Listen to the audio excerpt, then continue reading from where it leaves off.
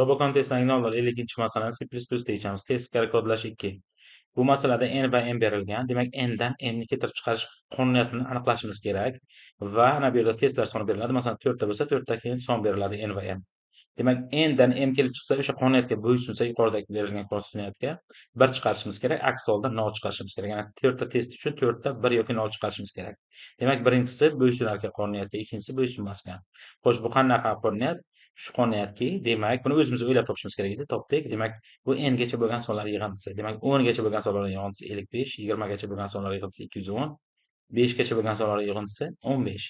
Buni qanday topamiz? Formulasi bormi? Bor. Demak, o'zidan keyin keladigan songa ko'paytirib 2 ga bo'lamiz. Masalan, 5 kira 6 30, 2 ga bo'lamiz 15. Mana 20 kira 20 1 taqsim 2 210. 10 kira 11 110 bo'lamiz yarmi 55. Xo'sh, ana o'zgaruvchilarni C++da e'lon qilib oldik. Testlar sonini o'qib oldik va takrorlash operatori testlar marta takrorlanadi. Va har safar n va m ni o'qib olamiz va summa nima dedik? O'zidan keyin n, o'zidan keyin keladigan son n+4 ko'paytiramiz, 2 ga bo'lamiz.